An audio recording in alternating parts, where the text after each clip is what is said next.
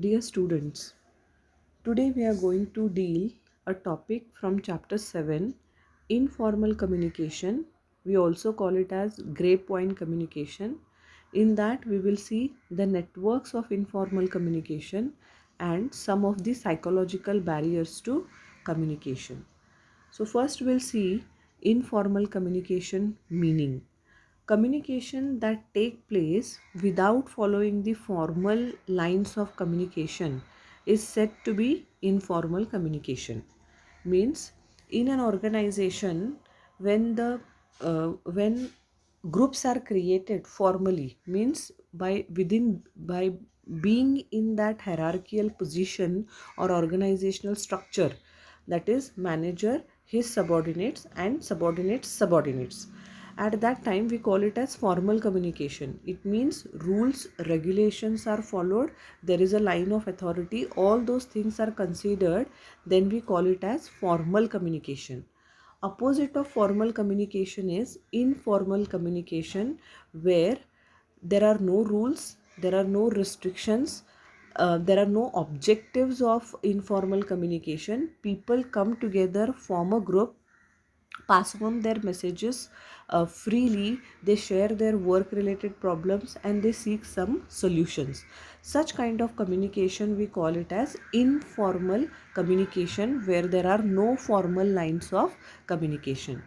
Informal system of communication is generally referred to as grapevine because it spreads throughout the organization with its branches going out in all directions in utter disregard to the levels of authority.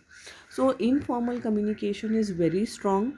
Whenever or managers want to spread the information very quickly, they use informal communication. So the information reach out of information, if manager wants to be as early as possible or in less time, if the manager wants to spread the information, then he can use grapevine communication because the networks of informal communication are very quick.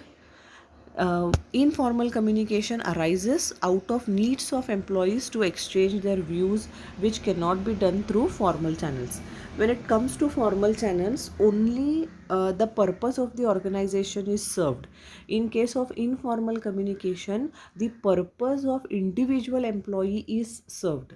It means whenever individuals have some issues, they cannot talk freely to the managers, but in a group they can talk to one or two, tell their views, tell their problems, and get the solution. Workers chit chatting in a canteen, what are the examples of grapevine communication or informal communication? Workers chit chatting in canteen about the behavior of the superior, discussing about the rumors that some employees are likely to be transferred, are some examples of informal communication. When employees talk freely, without any hurdle or without any second thought in their mind, just they speak out their mind, just they speak out their heart, at that time we can say it's a informal communication. Informal communication spreads rapidly and sometimes gets distorted. It is very difficult to detect the source of such communication. It also leads to generate rumors which are not authentic. People's behavior is affected by rumors and informal discussions and sometimes may hamper work environment. So there are disadvantages also of informal communication. Sometimes as we know, the spread of informal communication is very quick or very fast. It's not possible every time to have those rumors to be authentic. Sometimes false rumors will uh, also get spread in the organization, which has some negative consequences.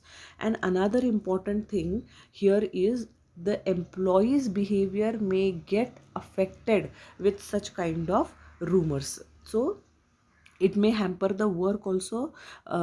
The manager should use the positive aspect of informal communication and use it at the workplace to understand the behavior or to reach out some of the information. Gray point channels may be helpful as they carry information rapidly, therefore may be useful to the managers at times. Informal channels are used by managers to transmit information so as to know the reaction of his or her subordinate. So sometimes managers uses such informal channels just to know the reactions of their employees, which may help them to take some decisions in the organization. An intelligent manager should make use of positive aspects of informal communication or informal channels and minimize negative aspect of this channel of communication. So it depends upon the manager how wisely he uses the positive aspects of the rumors and understand the behavior of employees in making certain decisions. Next one is we will see now what are the networks of informal communication, or what are the networks of grapevine communication. So how the information reaches in informal communication. The first one is single strand. Now in single strand network, information passes vertically, so each person communicates to other in a sequence. Means here last one, like suppose we'll go from below. There are circles here. Now if A wants to pass on some information in a line upward, he will tell it to B, it will reach it to C will tell it to D will tell it to E, and the information will reaches to F. Like that, in a single strand vertically, the information is flowing or the information is moving. This is what we call it as grapevine network. Gossip network. Now here uh, there are 7 circles. The center one, suppose the center employee wants to communicate, here he can communicate it to everyone. So in gossip network, each person communicates with all of non-selective basis. Now suppose if the center person in gossip network, center person wants to communicate it with A, want to communicate it with B, he can communicate as per his will and wish on a non-selective basis. There is no selection at all. He can randomly, or he can talk to any person anyhow and pass on the information. Third one is probability. In probability network, the individual communicates randomly with other individuals. So here there is no particular way how the employee passes the information or how the employee communicates. Here randomly, probability network, in randomly person communicates with each other. Next one is in cluster. In cluster, the individual communicates with only those people whom he trusts. Now here you can see there are uh, 6 employees, right? And the center one is the employee.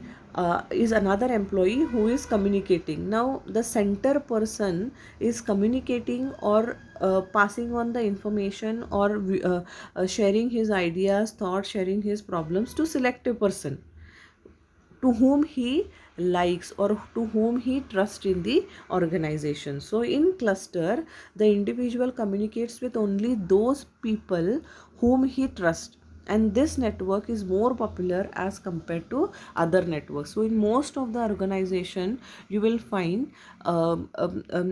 grapevine communication is followed, like, or the grapevine communication cluster network is more famous in most of the organization, because here employees shares the information, employees talk to their issues, or shares their issues, shares their views based on to whom they trust in the organization.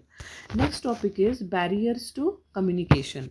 Now in barriers to communication, what do you mean by barriers? Barriers are nothing but problems, barriers are nothing but the bottlenecks, barriers are nothing but the hurdles which come in the smooth process of communication. That is, if suppose if sender is sending some information and the same information is not understood by the receiver in a meaningful way, then we say yes, there are problems in the passing of message from sender to the receiver.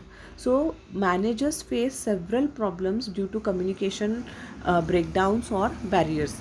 These barriers may prevent a communication to filter part of it or carry incorrect meaning due to which misunderstandings may be created. When the passing of message from sender to the receiver is not proper, then we say there are breakdowns, there are barriers, there are bottlenecks, or there are problems in the process of communication.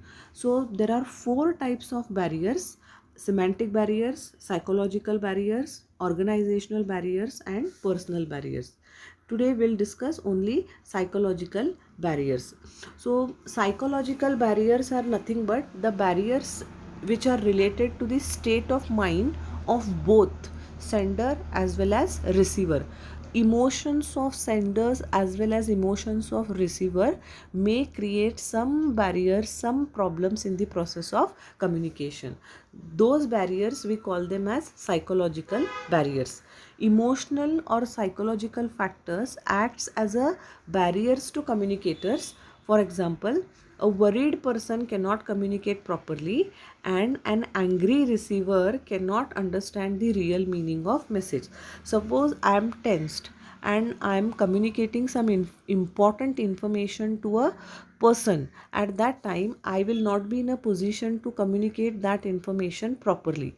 Same way, if the receiver is in a very worst situation, or might be he is very angry, then the receiver cannot receive the message properly, or he cannot understand the message in a correct way. So both here, psychological barriers, both ways it is related to the emotions of receiver also, and as well as sender also, or the state of mind of both can have some bottlenecks in the process of communication.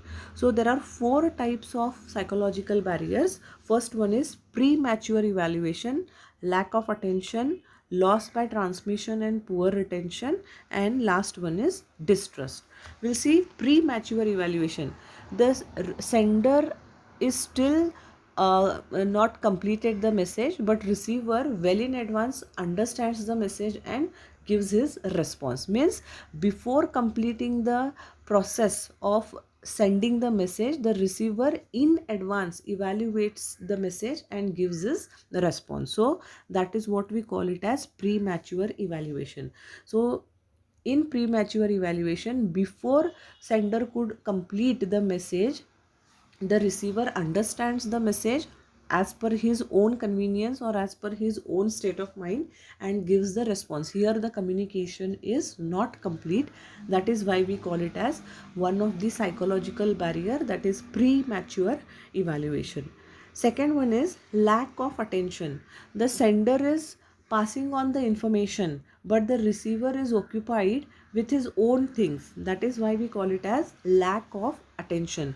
The preoccupied mind of receiver and the resultant non-listening of message acts as a major psychological barrier. Suppose an employee enters his boss's cabin and manager's cabin, and he is giving some important information to the boss, but the boss is occupied, preoccupied with one of the important issue with one of the file, and he is reading seriously, so he is not able to pay his full attention to the employee's message what he is telling. This can become a barrier or a bottleneck to the effective communication.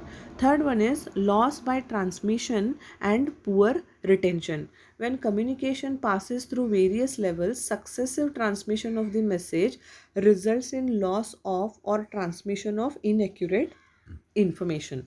Now, this particular problem takes place with oral communication. Suppose manager calls his next immediate employee or next immediate subordinate and passes on some important information, and he tells that employee to communicate this particular message till the bottom level of the organization, that is till the supervisory level. It's this particular type of psychological barrier takes place maximum at the time when there is oral communication. So suppose he misses some information while passing it on to the other person, so till it reaches the bottom level or supervisory level, some of the important aspects of that oral message may get deleted, or the the employee cannot retain the information for a maximum period of time. So obviously there is a loss of information. So loss by transmission and poor retention usually takes place in case of oral communication. Fourth one is distrust. Now when there is a trust issue, communicator, that is sender, doesn't trust the receiver, or receiver doesn't trust the sender. At that time the information what is to be passed cannot get successfully completed or cannot be understood the way it has to be. So if there are trust issues between the sender and the receiver, then the communication is not successful. So these are some of the psychological sorry psychological barriers of communication, that is premature evaluation, lack of attention, and loss by transmission and poor retention. Last one is distrust.